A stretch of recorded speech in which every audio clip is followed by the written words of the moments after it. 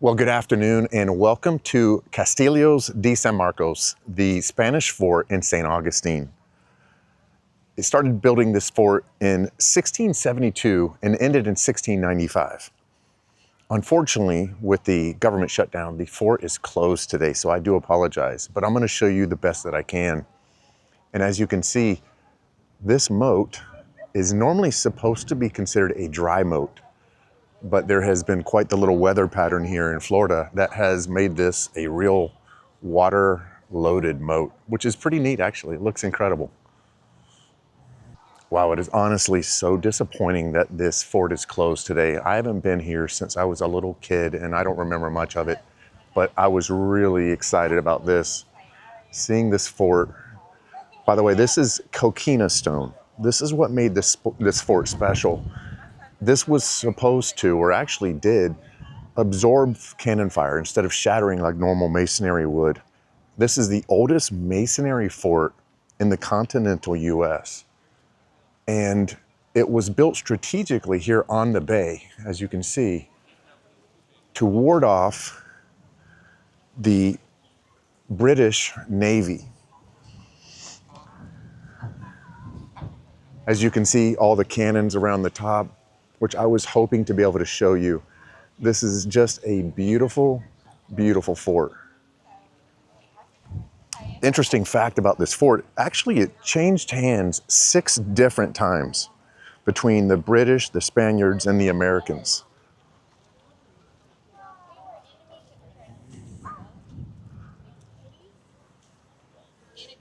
Let's go take a look. We'll see if we can at least walk around the fort, the exterior, and see what it's about.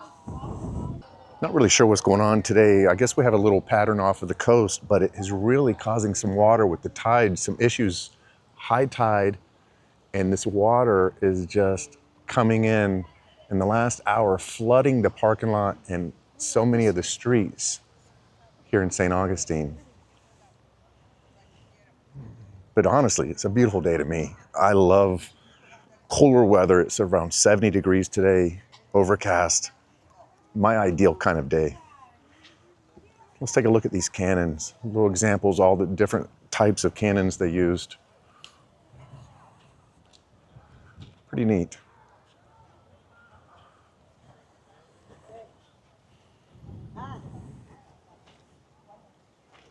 So we're gonna make our way around the exterior of the fortress. Like I said, unfortunately it's closed due to the government shutdown going on right now, but we can still get a great example of how beautiful and how big this place is. Has slightly vertical walls, or with a little bit of an angle, and then again built with the coquina stone, made to deflect and absorb cannonballs versus shattering. That was one of the demises of castles in Europe, was once gunpowder and cannons and bullets started flying, castles almost became a moot point. Take a look at this. This is what they call a hot shot furnace. So this was something that soldiers would tend to. They would get this thing extremely hot, put cannonballs in here. The cannonballs would be in there for about 30 minutes or so. And while the cannonballs would get blazing red hot, then they would fire them at wooden ships with the goal of setting the ships on fire. Although this was never used in the act of war, they practiced quite often until the ironclad ships came out in the Civil War.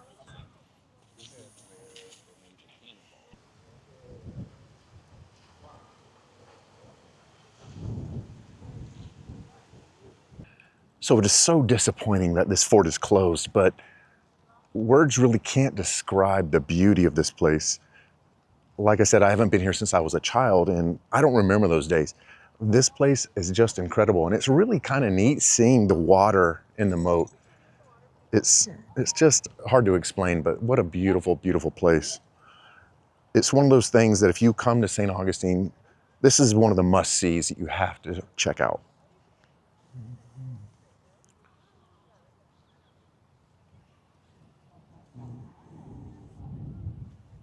So right now we're walking through what are called the old gates.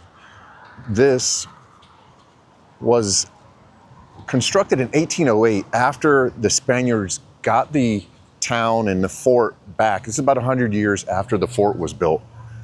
So when they recaptured the town, the city, they built these gates so that the locals would feel safe. They were open during the day for trade when they would bring crops, animals in for sale, and they were locked up at night.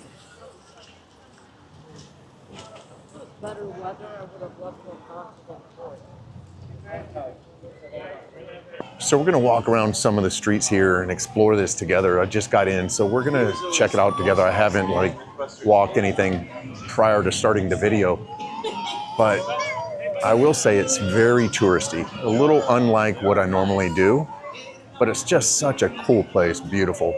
For example, here's the oldest wooden schoolhouse in St. Augustine, Florida. Just gorgeous.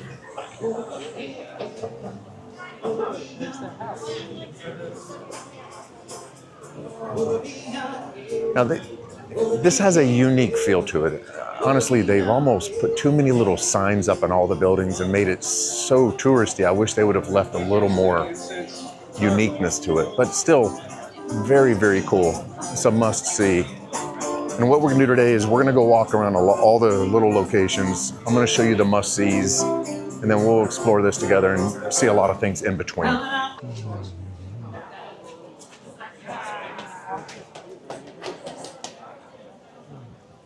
How many seats you got? You got 4 in the bottom?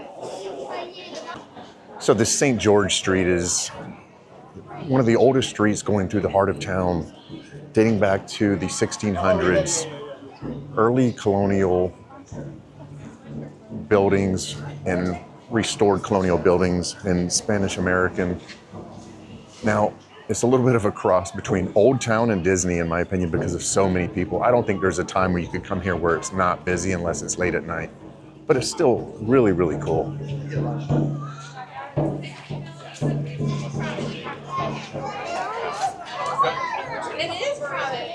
Just got to be able to deal with the crowds. It's not too bad today. It's actually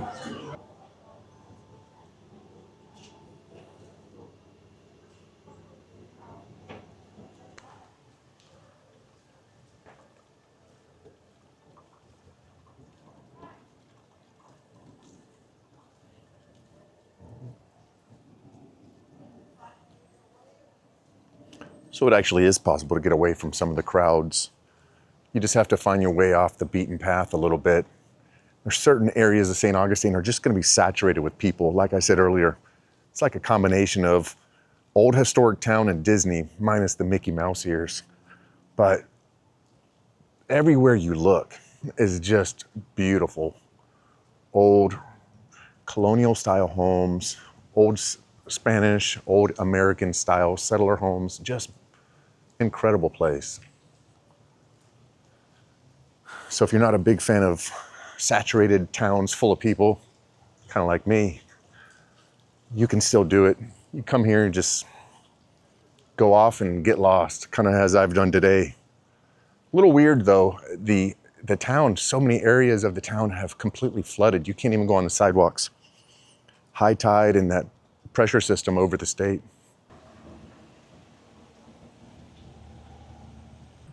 So next to me is the Huguenot Cemetery. I hope I'm saying that right, but the Huguenot Cemetery was established for non-Catholics.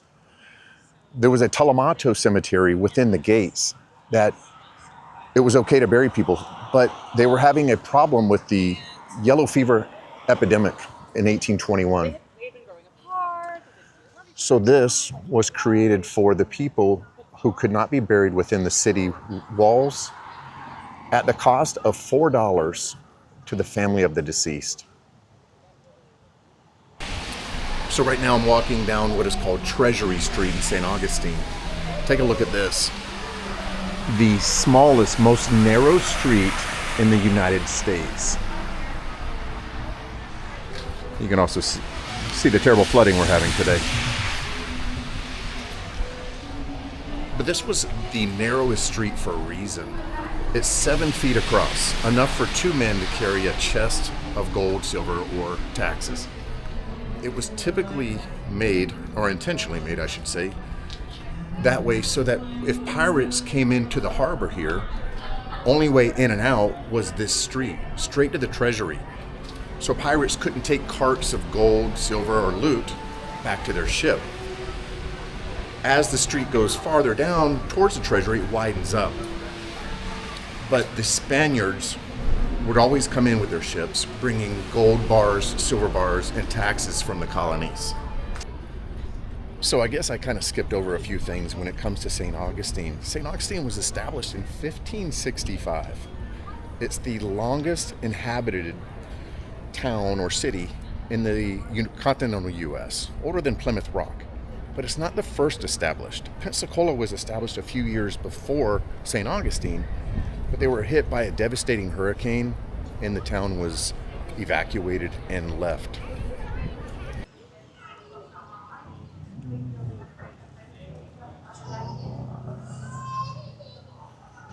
So right now we're walking down the first named and the oldest street in the United States, Aviles Street. This was built in the early 1600s, part of the Spanish colonial grid. So walking down this street is literally like walking down 400 years of history. This was the central colonial life, home to craftsmen, soldiers, and merchants.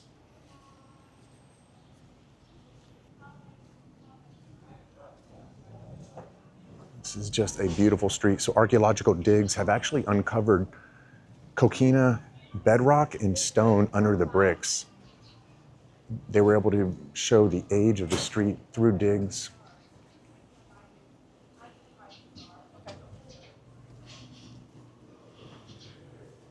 Now, of course, a lot of these properties have been restored, but it just gives you an insight to what this was like.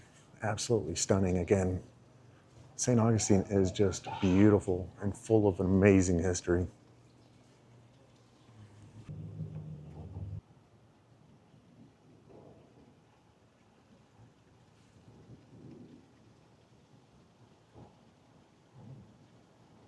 So below this well, which was built by preservationists, there's actually a well that is from the 1600s. Archaeologists found remnants of St. Augustinians' furniture. They found a cow skull, seeds from previous crops that dated back to the 1600s. Somehow they were able to do that. And many other artifacts. So like I said, preservationists built this to preserve the well, but below there is still the original well. This was thought to be a water well for residents. So behind me is the oldest Catholic parish in the United States, built in 1565. This parish was one of the first Catholic parishes, the first actually. Now this structure actually dates back to the 1700s. The original structures were burnt down due to several fires that they've had here in St. Augustine. Unfortunately, they're having a wedding today, so we won't be able to go inside, but what an amazing, beautiful church.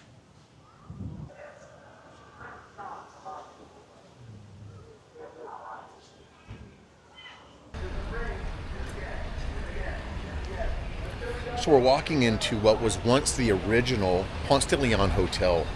It was built in circa 1885 by the great Henry Flagler, the man who really put his mark on Florida, railroad and real estate tycoon. This is an absolutely stunning place, which is now Flagler College.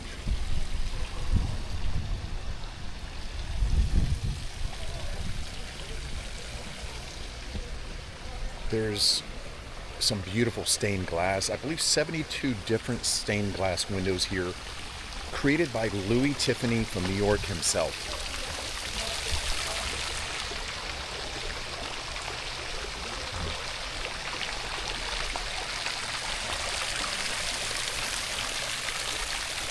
So just a little fun fact, if my memory serves me correctly, this is one of the first structures made with poured concrete.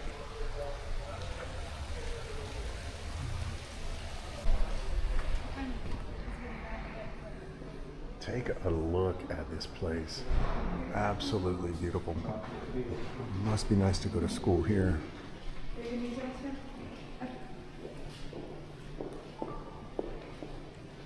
And I can promise you my camera does not do justice to this place. I did. I took a video of it. It's so great.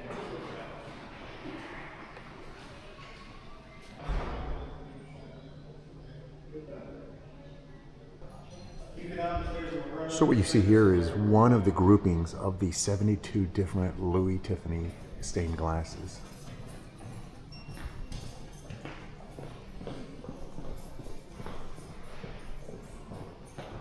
Another set. Okay, so a quick little fun fact for you. I am told that this was the original chain links that Flagler brought over, but they were originally put out in the bay by the Spaniards.